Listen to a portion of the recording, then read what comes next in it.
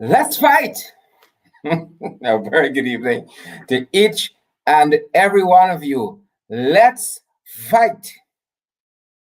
Hope some of y'all are get bite today. A very good evening, guys. Wherever you're joining us from, on Twitter, on Facebook, on YouTube, let's fight. We are so privileged to see each and every one of you here with us tonight. And we have quite a program. A couple of guests are going to be dropping by talking to us about COVID and vaccination, mandatory vaccination, two shows, elections, quite a few things we have to discuss with you guys. We are ready to go, and we hope that you guys are ready to go as well. We are good to go, guys. Share the live stream, pay the cost of admissions, and then let's get going. Folks, I gotta tell a few of you a couple of things, Gotta tell a few of you a couple of things. It's good to see so many of you joining us nonetheless. And we are so grateful that you guys could join us. Good to see all of you, each and every one of you. Guys, so much to discuss with you. Right? So much to discuss with you. I see one of our ministers, installed ministers, getting into problems with young boys.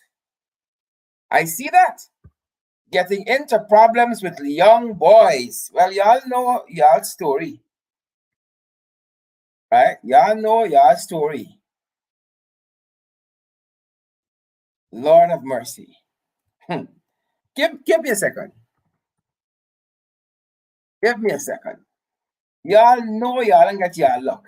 Huh? Y'all know y'all and get y'all luck. Well, the rest of us were just wondering how long until. Right? Well, I'm not ready to unpack that story just yet. Right? The file on our table.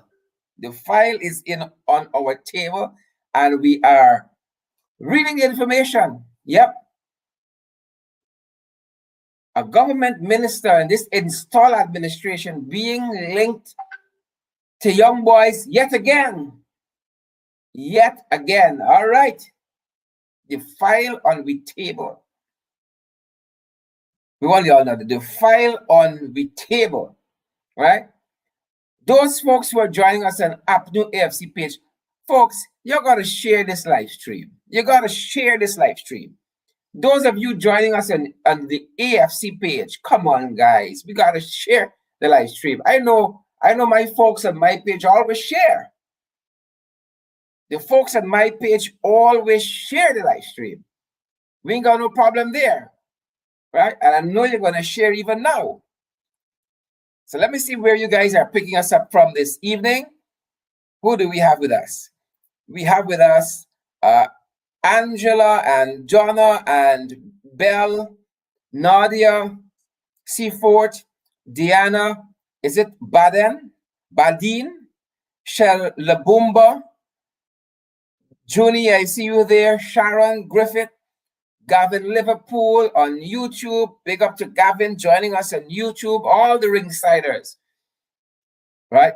Especially those people who are joining us on the APNU AFC page, especially you. A very good night to each and every one of you guys. Share the live stream for us.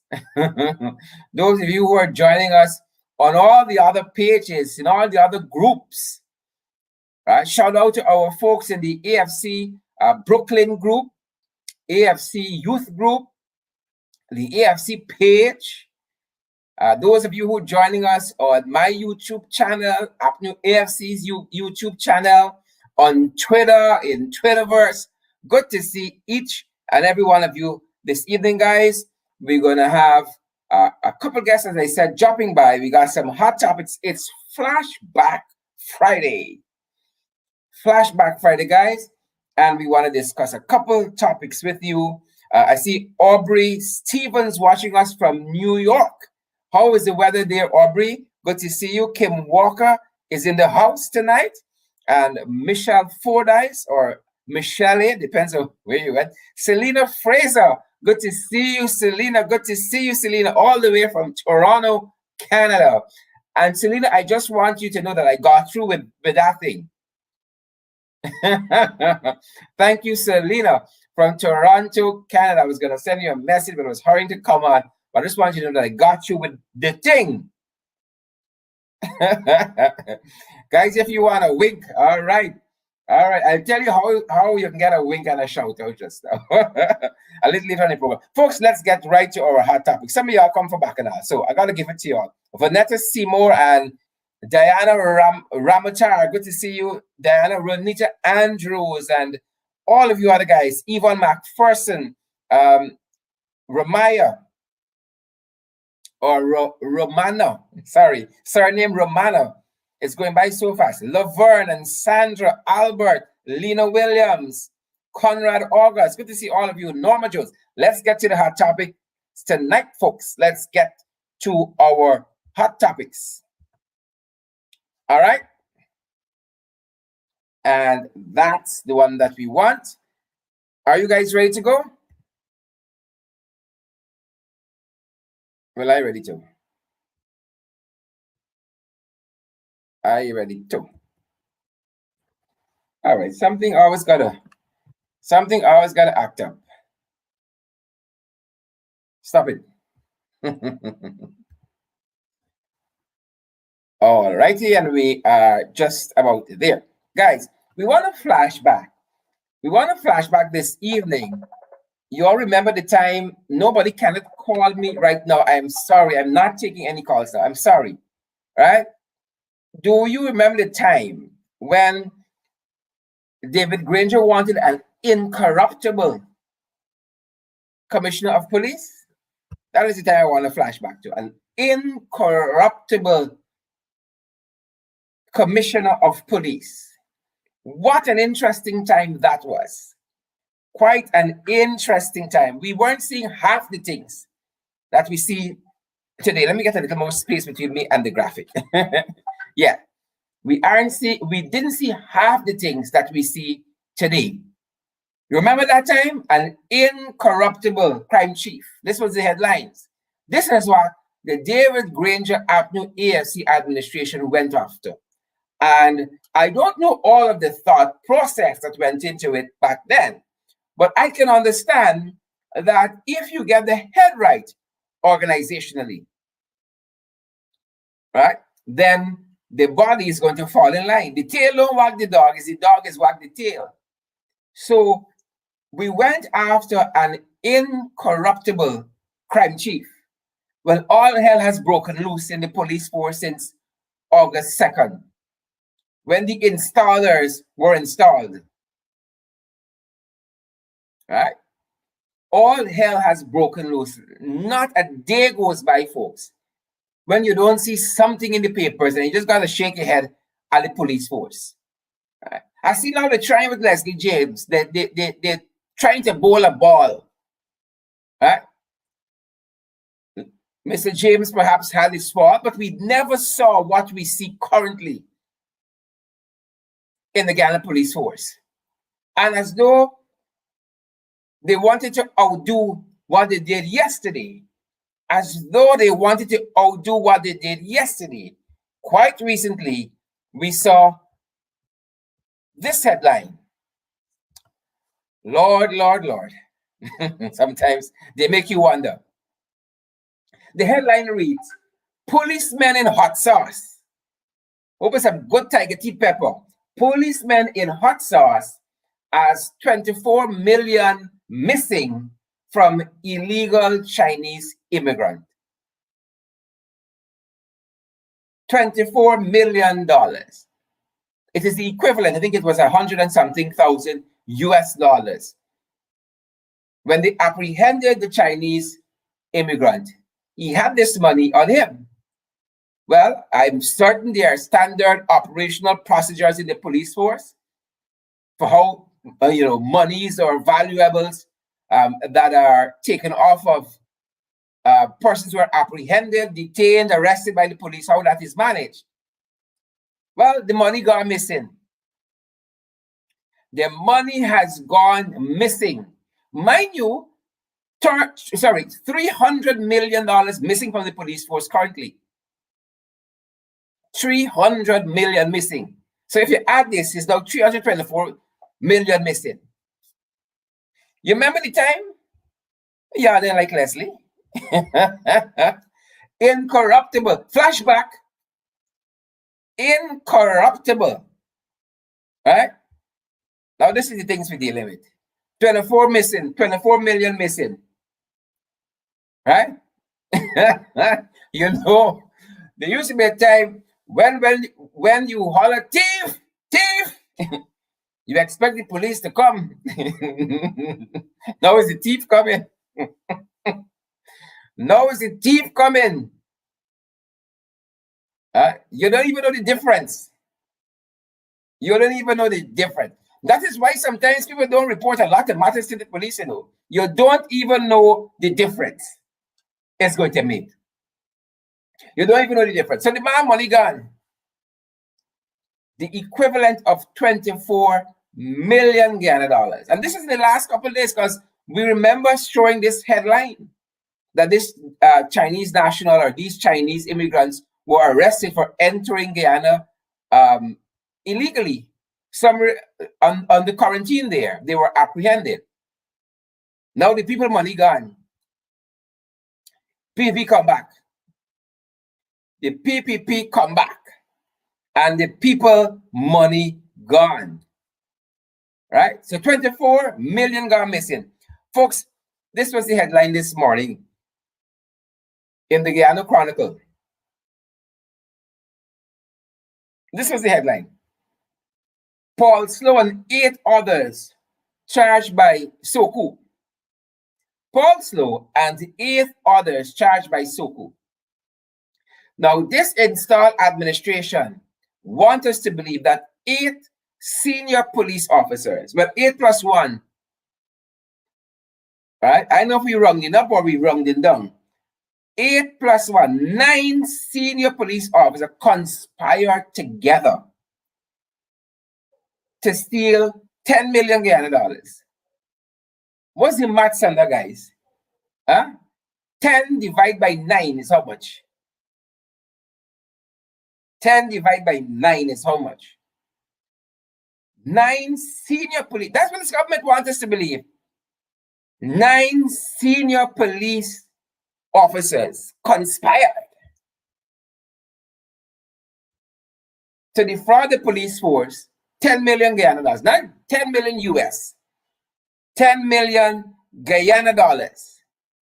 Y'all ever see madness like this? They're trying to make me something.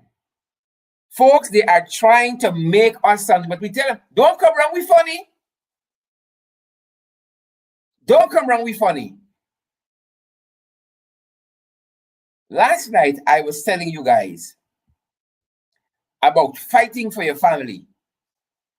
Last night. Some people give up on the children, you know. Some people give up on the children and it shows. Right? Some communities give up on the residents. You know, there's a proverb that says it takes a village to raise a child. Some people give up, right, on their residents. Some communities give up. A 19-year-old to be sentenced for killing Supernam youth. He's 19. He started living yet, you know. He ain't start living yet. 19. Right? Some parents give up. I know some cheering hard. Because we say here colloquially, you just make it cheer, but you don't make them mind. But some parents give up. And some of them didn't even try. Too many of them didn't even try. A lot of fathers in the rum shop sporting with the boys, and they ain't concerned what happening home, you know. They are not concerned what is happening. It's give up, they give up. They give up. Too many women struggling, too many mothers struggling. You gotta go to war. Nobody at home to supervise the kids. They're raising themselves. Right? But I hope these parents don't give up. These young men haven't started to live their lives yet. 19-year-old to be sentenced for killing Supernam youth. 19. Right?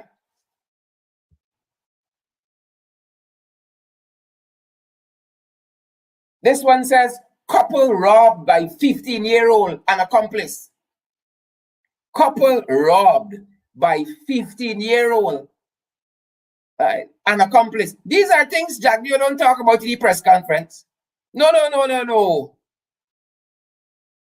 Right? We don't talk about the failure of the family. Right? And as the family goes, so does the community. And as the community goes, so does the tongue. And as the tongues go, so does the nation. No, these things don't make press conferences, prime time.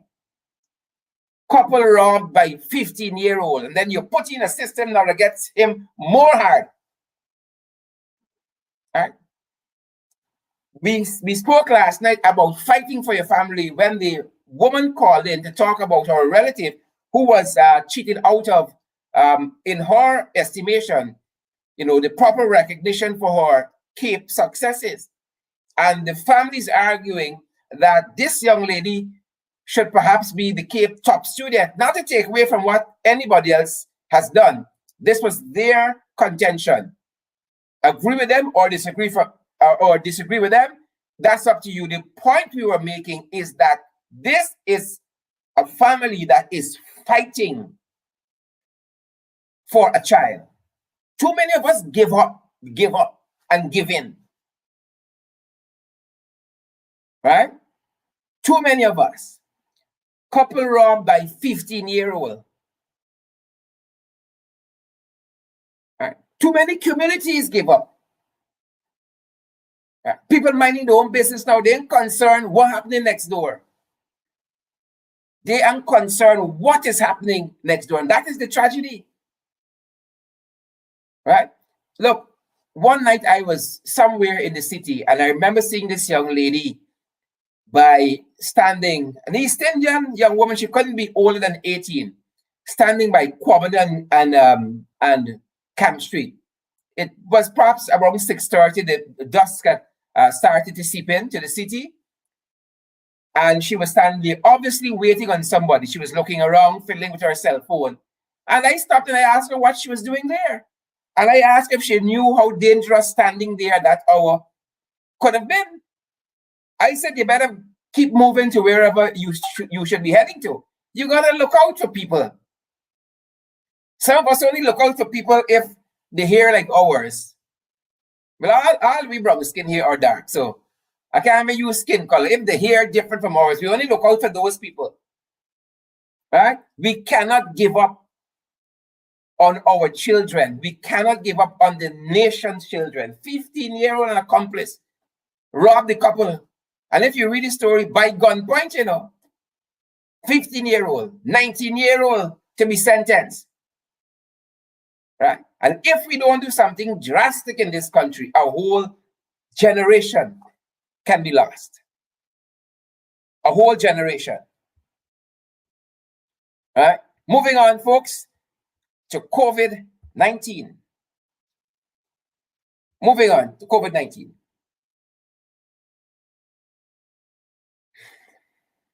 I don't know what to say about this installed catfish administration when it comes to COVID-19. Right? There is little that they can do to recover. Little. So today, 2 more deaths. Every day people die here. Every day people die here. 160 new cases, 18 in ICU. 2 deaths, 160 new cases, 18 in ICU. And every night we say, social distance, wear your mask, sanitize. Every night. The same thing. Social distance, wear your mask, sanitize. And then you have all the other protocols. Restaurants and places of worship, 40% capacity. Right? And the list goes on. And we've been encouraging you guys. More deaths, more confirmed cases, more persons in the ICU. Just today, we learned that a well-known Pandit in Region 5 succumbed to COVID-19. And I want to take this opportunity to send our thoughts and prayers with his family. Our thoughts and prayers go out to his family, his loved ones, the people who attend, the places that he fellowshipped. Our thoughts and prayers go out to them because we can imagine the irreplaceable loss that they have here, and even the community that has lost. But we have learned recently, this Pandit was at a big wedding, officiated at a big wedding in Cotton Tree in Region 5. We also learned that a number of government ministers were at that wedding. It was at the residence of a big businessman in Region 5. And so if you ever wanted the evidence that COVID is real, if you ever wanted the evidence that COVID is real, ladies and gentlemen, right? Cotton Tree, Region 5, Region 6, and all the other regions, if you wanted the evidence, we have lost a Pandit. Now, you might look at somebody and say, well, they look healthy, they can't get no comorbidities, or you might think that about yourself until the Rona hit you. But as we have said, our thoughts and our prayers go to the family, right? And I'm quite certain that if Panditji had a chance to talk to you now, he would say, take the precautions, right? Take the precautions, Jagdio. Take the precautions. Jags, bald head. Jagdio says no evidence lockdown will reduce the spread of COVID. No evidence lockdown will reduce the spread of COVID. Well, how are you going to know if you tried? Right? This is the same fellow that says, the gas shore project is going to make money. You need studies and all that. It's a no-brainer. It's a no-brainer. Lockdown not going to solve COVID. It's a no-brainer. Right? Paho hinting at lockdown. The specialist at Georgian Hospital hinting at lockdown. Carissa Etienne from Paho. Dr. Karpen, Mahindra Karpen, out of Georgian Hospital, hinting at lockdown. Jack, listen, right? As I was coming on, I was listening to a nursery rhyme, right? Mother duck say quack, quack, quack. This is a quackter, not a doctor. He's a quackter. But this quack telling us no evidence. Well, tell me to India, right? Modi is saying the same thing. And India producing COVID vaccines rather. India producing COVID vaccines. Tell India, no evidence lockdown will reduce the spread of COVID. Right? Says the quackter. No evidence. Right? Tell Pandit. Tell Panditji. Right? Tell Cotton Tree. Right? India thought vaccinations was the only way out. They're producing vaccines. They thought vaccination was the way. They're producing vaccines. So if vaccinations was the cure for all, how come India is where India is? How come? Folks, we're doing our part here in the ring. We are doing care packages for those persons who are really affected by COVID-19. There are school children who don't have the tablet to access schooling online, right? Some children don't even have the online. So we're trying to do our part, giving school supplies inclusive of tablets and household items and groceries. Some people got it bad, folks. So when you think you get it bad and you hear some people's story, you realize you're in there nowhere yet. You and then nowhere yet, right? Some people got it rough, folks. Some people got it rough. I want to bring in my guests at this time. I think I'm going to be joined. Yes, I have both of my guests backstage, and they are going to join me in just a few. So bear with me while we get that set. And we are going to be talking about a couple of things. I'm going to ask them to take their. All right, let me see if I can do it from my end. No, I can't. So I'm going to have to do the other way. I know they're going to be joining me via audio only, so I'm going to ask them to save the data, to take off their mic, to take off their video, to save the data. Right? The quactor says lockdown not going to help. Right? He said also that Skeldon factory was going to work. Same fellow. Right? He was convinced that Skeldon was going to work. So let me have my guest on, and we'll take things from there. A very good evening. I'm privileged to be joined by former Minister of State, Don Hastings-Williams. Comrade Don, how are you doing? Good evening, Sherrod, and I'm fine. Thank you. And how are you? I am good as well. Don, I know we've been in the process, even in the midst of COVID, having these two-show elections.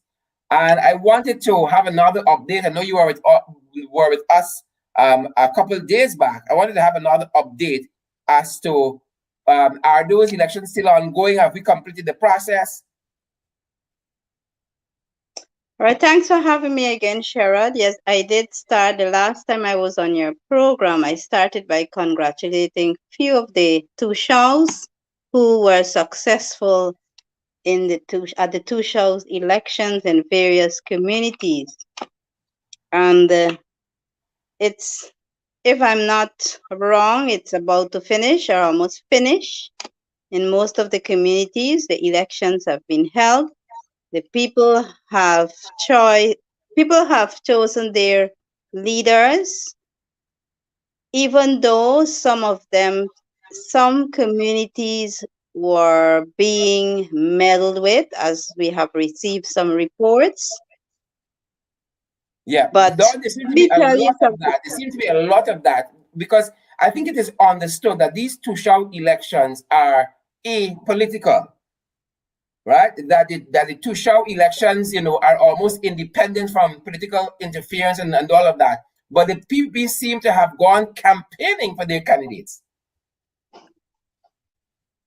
Well, Sherrod, I wouldn't say that it is apolitical, but because it's a arm of a local government, and what I have seen recently is that the candidates for Tushal have started to campaign in some of the communities, and so. But what I would tell you is that the tradition is that the people themselves, they have that democratic right. No political party or political body should be going into these communities and trying to tell them who they should vote for their leaders. That Yeah. is very wrong, because the people themselves, they have a right to choose their own leaders. And we have seen many of those instances whereby political persons, activists, have been running into these communities and trying to influence them to vote in a certain manner or for a certain individual. But I am very, very happy this evening to report that our Indigenous brothers and sisters in the various Indigenous communities have elected the two shows of their choice. And what we have seen to Sharad is that many of those two shows who were elected are very young. Of Mhm. and We have a Tushao now in the Karasabai, I think, if I'm not wrong, who was 19 years old. And that's the youngest of the Tushao. The young people, the young indigenous men and women are now taking up the roles of leadership. And I believe, and I have no doubt, that they will be efficient and they will effectively manage the development of their communities. The young people, the young indigenous are speaking up and taking on the role to be leaders of their communities. So I want to congratulate again the new Tushals, because some of them who are still eligible for for a second term were knocked out, actually knocked out, and the new persons were voted in their place. What is important too is that every Tushal and a senior councillor becomes automatically a member of the National Tushals Council. So I am looking forward for this National Tushals Council with all these young men and women who have been placed as their Tushals for communities. My hope, I only hope that the government will give them that freedom of speech. You know, we have experienced in the previous, under the previous administration, that when these Tushals and councillors meet for the National Tushals Council, sometimes they're being manipulated, stopped from expressing and talking about their issues. But I can tell you tonight that they enjoyed their democratic right under the APNU AFC for the past 5 years. And they were happy to be given that opportunity. They ran their own meeting. For the past two Shovs Council we didn't had any PS chairing those national two Shovs Councils. We saw the chief himself, his deputy, and other senior councillors. They were running the show. We as ministers were invited to tell them about our developmental plans and then to listen to their plans and what their plans and their programs and how the government should help to develop their indigenous communities. That is what happened for the past 5 years. Well, And I Don, hope that talking that there. will be continued. I Well, hope that will be continued.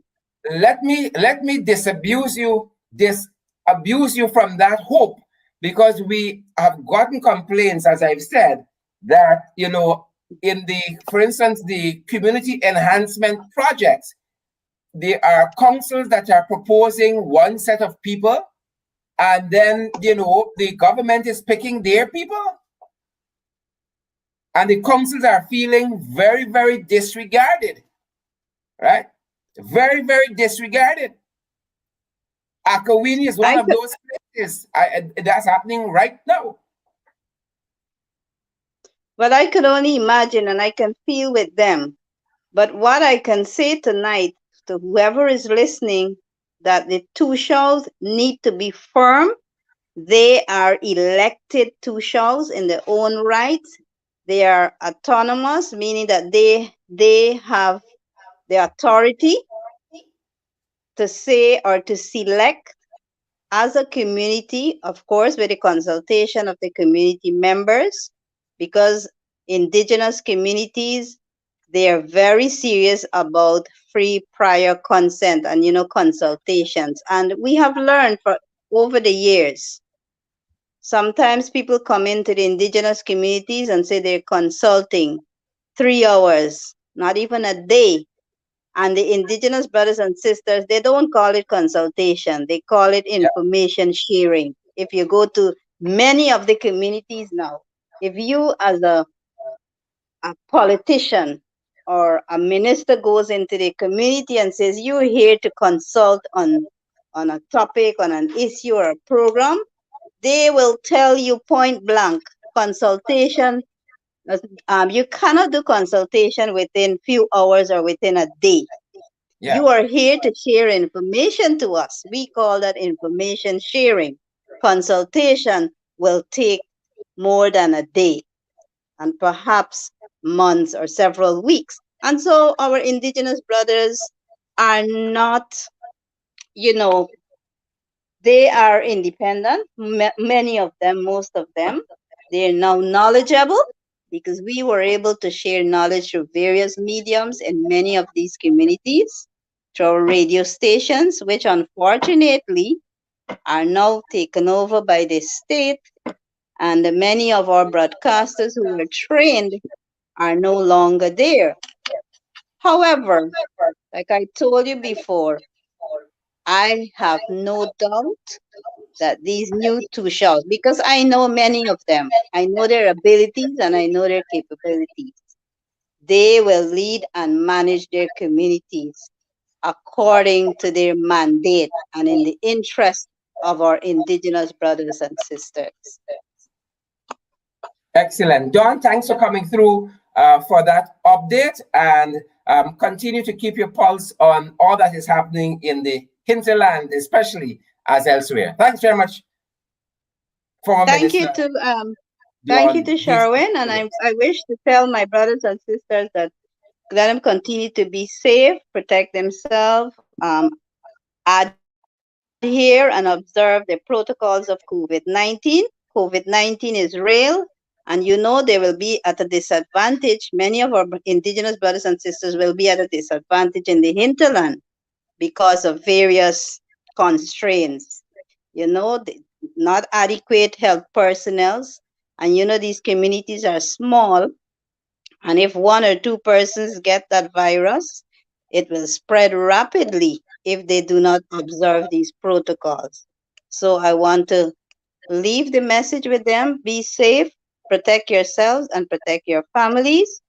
And if the opportunity presents itself for them to be vaccinated, let them get themselves vaccinated.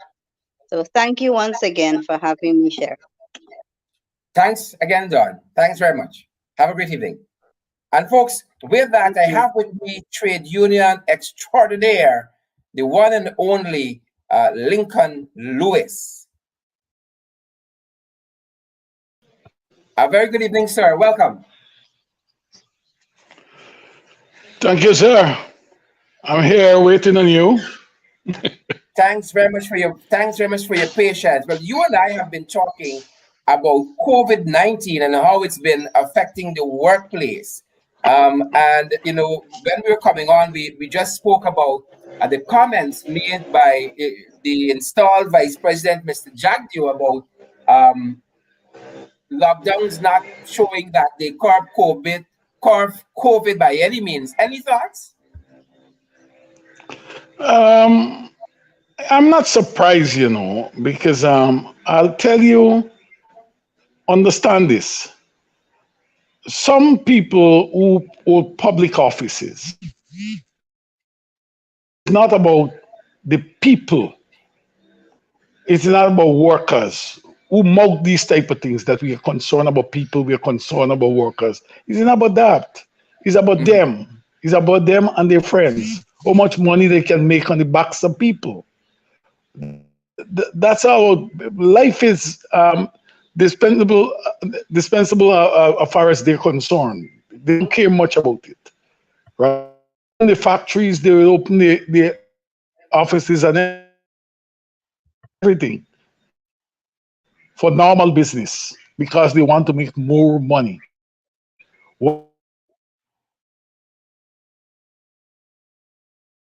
Mr. Lewis? One of the things we have been seeing, Mr. Lewis, is almost like businesses are mandating and entities mandating employees to get vaccinated. We start having a Giftland, them saying, but bring your vaccination cards. You have to be added to your work folder. We started GPL, a similar stance. Now we're seeing it at continental agencies where workers have been told if by Monday you are not vaccinated, you could be on the breadline. Is this legal? Is this right?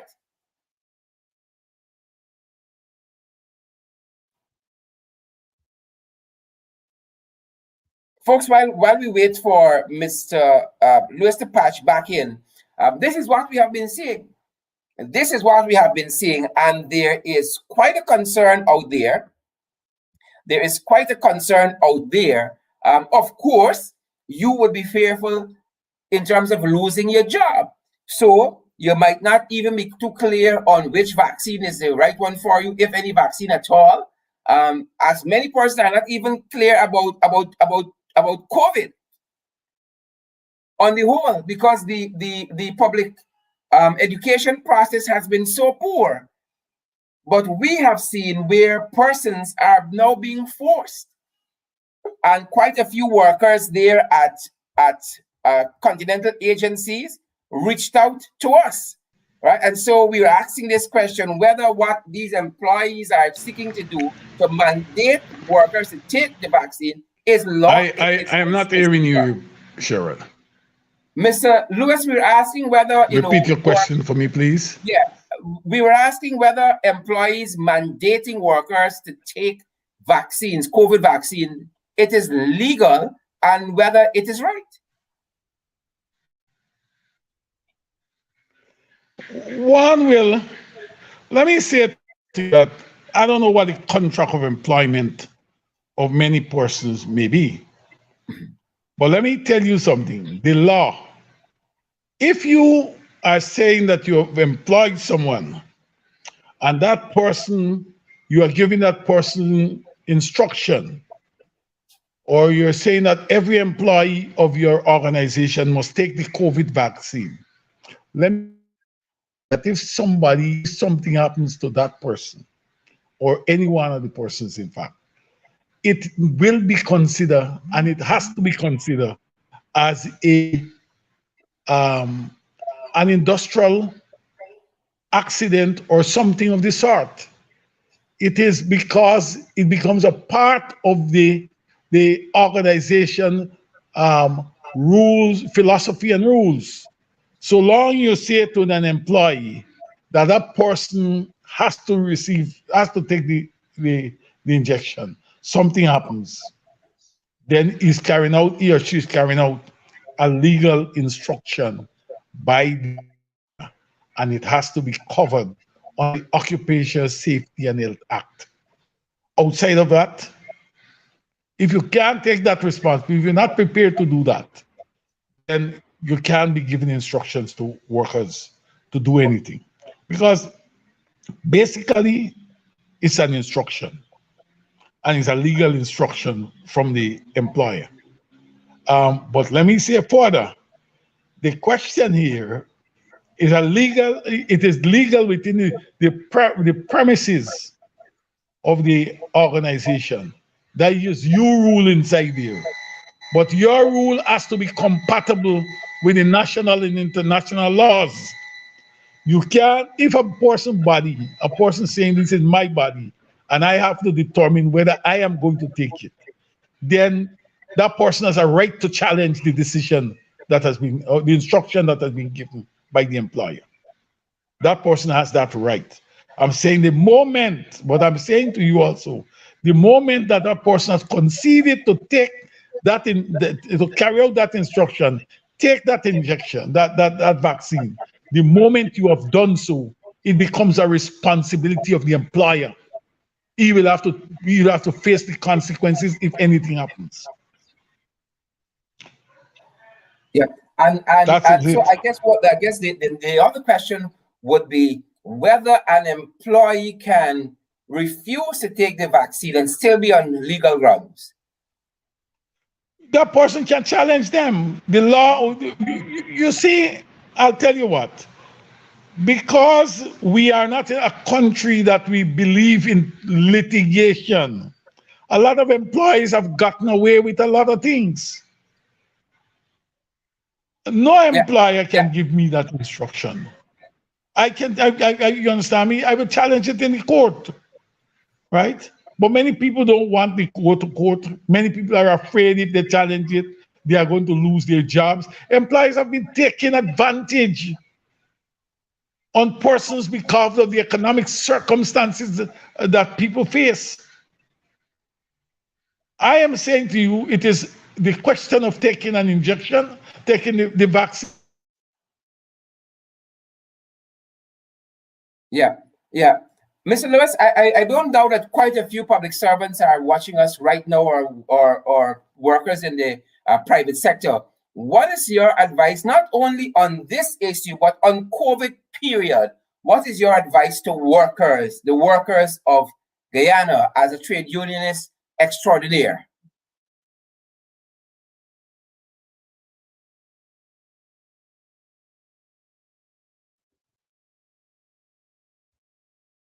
Mr. Lewis?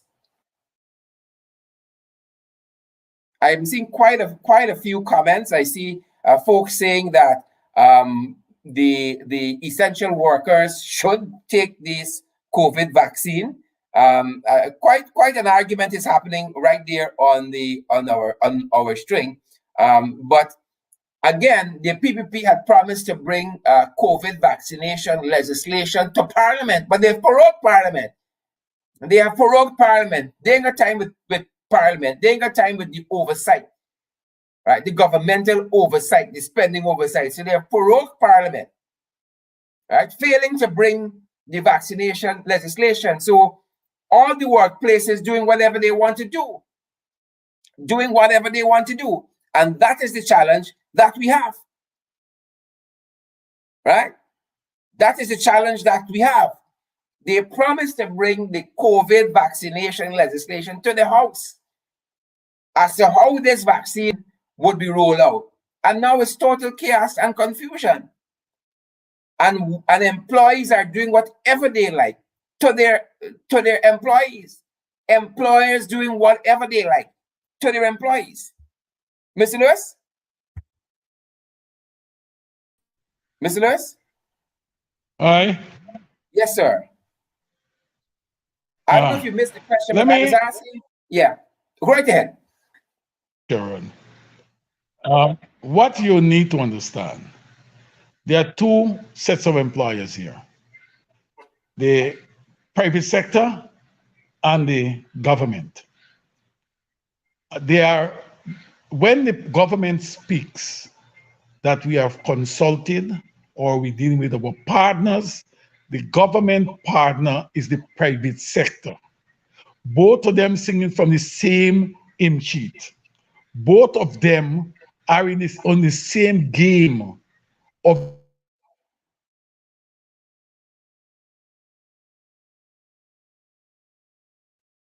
Are we going to wait for Mr. Lewis? I'm seeing quite a few comments here.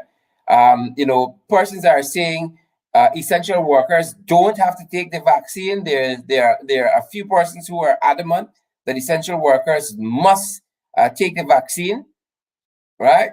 And people are saying, some folks also saying that in the comments on the chat, that the PPP is a lawless government and continues to be a lawless government.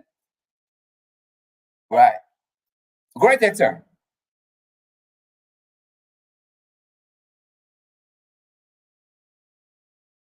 Mr. Lewis, go right ahead. All right, I think I may have lost him there. But folks, you know it is wrong.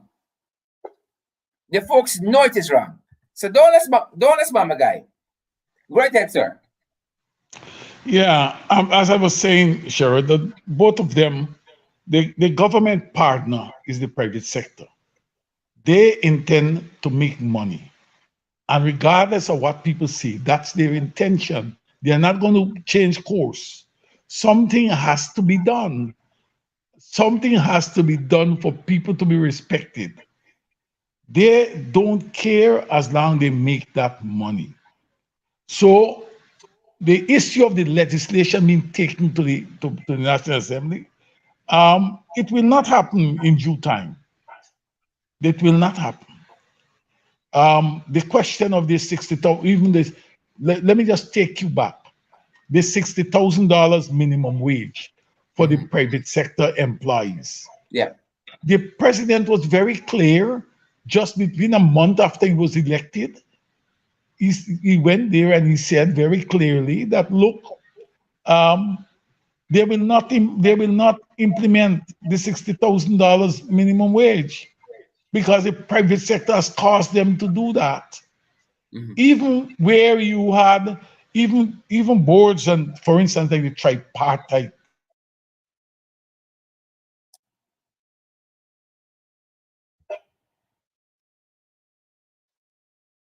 and workers organization, which is trade union. Now you have government, you have the Georgetown Chamber of Commerce, the Private Sector Commission, KG, and then the trade union. It's no more tripartite. It is now approximately 5 groups that are there because where the employer got to sit down to determine wages. It is only in Trump world, Trump and Putin world it happens, where the employer got to determine wages for workers. Not the employer, what you call, not the employer per se, the owners of business. Yeah. The owners of business, right? In the West, we Seems as though they're operating like a cartel. That's how it seems to me. Right? Like they're operating like a cartel. Yeah. You know, so that we are.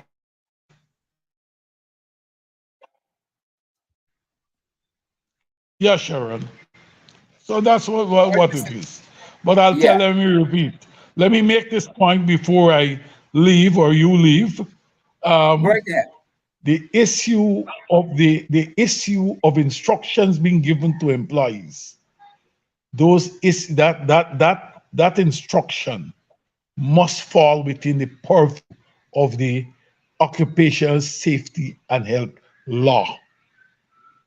Anything happens to anybody who carries out that instruction, that person has to be treated as an industrial, that whatever happened has to be treated as an industrial accident. People got to start preparing to carry these employers to court to get what is just and fair. Even if you get sick, you must deal with it. If you're sick to 2 days, 3 days, it is your place to take it beyond that because it's an industrial, it's they causing it. Yeah. Yeah. So that's it, sir. All right, sir. Thanks for your insight, Mr. Lincoln Lewis. Thanks very much, sir. You'll be good. And you'll be good. Enjoy. You as well. Great. Guys, and there you have it. There you have it. There you have it from the expert. There you have it from the expert himself. Right? I don't know if we can articulate it any better than that, but there you have it from the expert himself.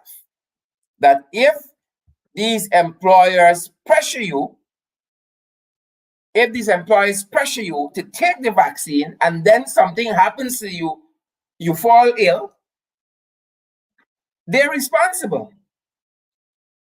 Right? And so you take them to court. You take them to court. Because I know a lot of persons have been asking, a lot of persons are fearful that they don't take the vaccine, they lose their job. What is to become of me? Right? And it's sad we're at this point because we've had so little guidance. It is the Ministry of Health, government policy supposed to be leading, but government policy ain't leading. Right? The government policy and leading. So everybody doing what is right in their own eyes. Pressuring the workers for their own benefit. Folks, that's our time this evening. We ask you to social distance, sanitize, wear your mask. We don't want one more of you ending up like Pandit from Region 5. Right? We value you guys and we send our thoughts and our prayers with and to his family. Right? Because none of us should be dying at this point, 1+ year after COVID-19. None of us should be placed in that position. The authorities, the installed PPC administration, not leveling with Guyanese, and they've done poorly on COVID governance and governance overall. Have a safe weekend, guys.